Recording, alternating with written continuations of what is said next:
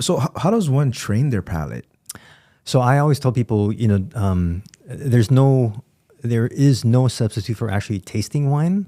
So like what I always recommend for young wine drinkers and even young sommeliers is like, go to every single tasting you possibly can and try everything you possibly can under the sun. That's easy, right? That makes sense.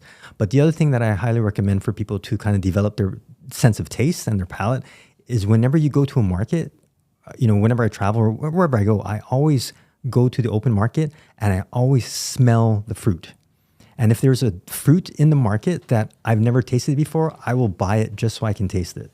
So whenever like I'm traveling, like wherever, Peru or France or Italy, wherever, I go to the open markets and I look and smell all the fruits. Is that to expand your descriptor index? That, and as well as just kind of refining my own palate, because you're smelling things and you're tasting things and all of that stuff. That's another beautiful thing about wine. It's one of the few beverages you can smell other fruit inside. Yes. Even though it's made only with grapes. You can smell berries, apples and citrus fruits, pitted fruit, all these different things. You can smell flowers inside wine. Hey, so let's talk a little bit about that, because I think that, when some of the people that I work with were like, Ty, how come you always say that you smell blackberry and Cabernet? Mm-hmm. There's no blackberry, there's only grapes. So how does the wine express other fruits? Mm-hmm. Can you touch up on that a little bit? Yeah, so without getting too geeky, it's basically during the fermentation process, there are some chemicals that are, released or created from the skins of the grape, the chemicals inside the skins of the grape that are these aromatic compounds that are similar, or if not even similar, they're identical to the actual molecules of the aromatics that you find in these other fruit. It's the fermentation process kind of unlocks these wonderful aromas and flavors, and then becomes this wonderful treasure trove of other things. And the complexity that you can find in wine is unlike any other beverage. I just want to like carry you around with me and answer all the questions everybody asks me, because the way you put it is so eloquent, man. Like it unlocks the compounds and which releases the aromas, and it smells similar to like a macerated strawberry or something. You know what I mean? Yeah. And we'll get into that, because in a little bit we're going to actually blind taste a couple of wines and break down wines and see what we get from them, and it's really for fun. Yeah, it'll be fun. So what can you tell me about maybe some common misconceptions of sommelier?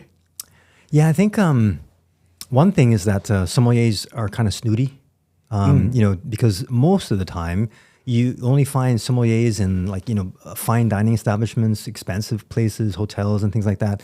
And of course, it comes with a bit of a snootiness. Even some of the classic artwork with sommeliers, they were in the big Testavan, a big shiny cup, on the neck and stuff like that. And then, they're kind of teasing you at the side station, like, oh, he ordered the 1987, which is a horrible vintage. And, I'm going to give him an 82, which, whatever, that kind of stuff. And I think there's still this kind of misconception that sommeliers are kind of like that. I also think that some people think that sommeliers are just wine geeks at heart. They're like kind of on the spectrum. In some cases, like they're just like, oh, no, you should have the 82, not the 85, because the 82 is getting better. Blah, blah, blah, kind of geeky. I think that's kind of a misconception. And I think that in order to talk to the sommelier, sometimes you think like you have to have like some kind of like starter knowledge, because it's like you said, it's very intimidating. It is.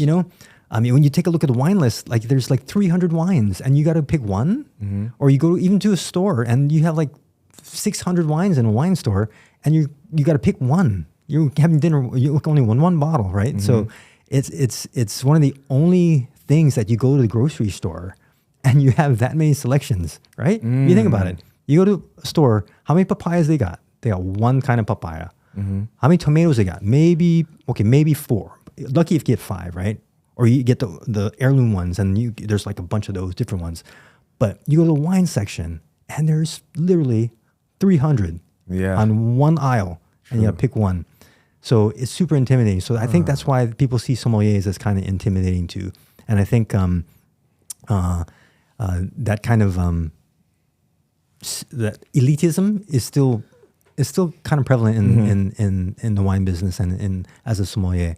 I also think that people look at sommeliers and think we know everything, but we don't.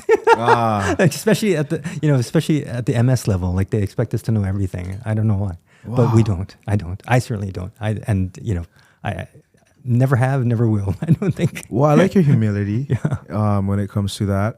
I do want to ask you, so blind tasting has always been something that, is foreign to a lot of people. When they watch people in the way the mechanics in their head, process as they are blind tasting, it's an amazing feat to me. Can you walk us through what goes on in Roberto's head when you're blind tasting? Yeah. So in my head, first, let's tell them what blind tasting is. Okay, so blind tasting is actually the official term for it is the deductive blind tasting method. So it's taught in the Court of Master Sommeliers, and it's a method that we use in order to deduce the vintage, varietal, appellation, or origin of the wine without knowing what's been poured in the glass. Okay. As long as the wine is a what we consider a classical. From a classical wine growing region, because it doesn't make sense to blind taste like a conundrum or something, or kind of that kind of wine. But if it's a classical wine growing region, so there's certain characteristics that these wines share. It's a certain kind of familiarity that they have in each category. So a Chablis will have a majority of shared characteristics from any Chablis producer from that particular region. A Meursault will taste distinctly like Meursault from that village in Burgundy. Sauvignon Blanc from the Marlborough River Valley in New Zealand will taste, only like that from that area. So it's predicated on that logic that each of these wines have a specific color, appearance, aromatic profile, and flavor profile.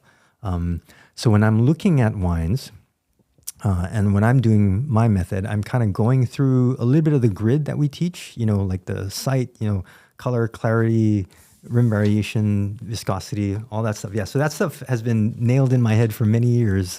I even have certain acronyms for like certain parts of the grid, and it's been kind of in tune in my brain. Yeah, thousands of times, blind tasting wine. And so I go through that, but on top of that, when I'm kind of mentoring candidates, I also tell them, also take a look, because sometimes you miss the forest for the trees. Like you can get like all the analysis done properly, but then you don't look at the forest for the trees. And what I mean by that is that looking at the way that the wine affects you, meaning like what parts of the flavors hit you first, in what sequence, because certain wines, the structure, the acid and the tannin will hit you first before maybe the fruit does. Versus in another region, the fruit will be driving the bus first, and versus the earthiness, if there is any. Sometimes the oakiness in a wine will be very, very forward. That's the first thing you smell. It's the first thing you get. Even though in your grid, the first thing you want to talk about is fruit, but maybe wood is further down on your grid, but the wood is like super prominent, like really loud. First thing comes at you, and it kind of tells you a lot about the winemaking instantly, just by the order of what your senses get.